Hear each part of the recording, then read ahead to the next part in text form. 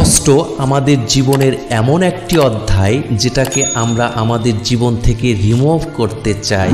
এই পৃথিবীতে কেউ চায় না যে আমার জীবনে কষ্ট আসুক, আমি কষ্ট নিয়ে বেঁচে থাকি। প্রত্যেকে চায় যে আমার জীবনে যাতে নতুন কোনো কষ্টের আবির্ভাব না হয়, পুরনো কষ্টগুলো যাতে চলে যায়, সেগুলো যাতে ভুলে থাকতে পারি। সকলেই চায় আমি যেন সুখী হই, আমার জীবনটা যেন সুন্দর হয়ে যায়। সত্যি বলতে আমরা সকলেই জানি কিভাবে সুখী হওয়া যায়, কিভাবে দুঃখ থেকে কষ্ট থেকে দূরে থাকা যায়। আসলেই সেগুলো আমাদের কষ্টের কারণ। বাস্তবে আমরা যেগুলো করে বেড়াই, নিজের দুর্বলতাগুলো অন্যের সামনে বলে বেড়াই, নিজের জীবনের গোপন কথাগুলো অন্যের সামনে বলে বেড়াই।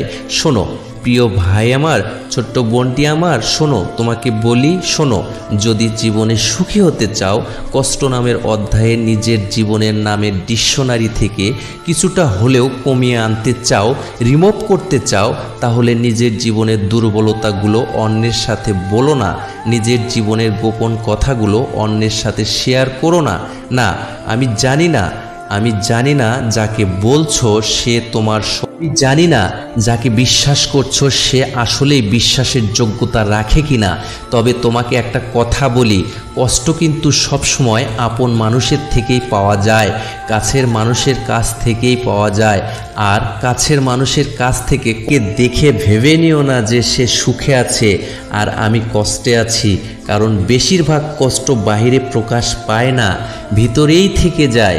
জানো এই পৃথিবীতে কারা সব থেকে বেশি সুখী, কাদের জীবনে সুখের মাত্রা সব থেকে বেশি আর কষ্টের মাত্রা সব থেকে কম? যারা নিজের জীবনের সমস্যাগুলোকে পরীক্ষা ভাবে নাকি শাস্তি, যারা জীবনের বেশিরভাগটাই সৃষ্টিকর্তার উপরে ছেড়ে দিয়েছে, যারা তার ভবিষ্যৎ পরিকল্পনা এবং অতীতকে নিয়ে অতিরিক্ত চিন্তা কমিয়ে আনতে পেরেছে, যারা বিশ্বাস রেখেছে যে নিশ্চয়ই কষ্টের সাথে আছে স্বস্তি, নিশ্চয়ই কষ্টের সাথে আছে স্বস্তি।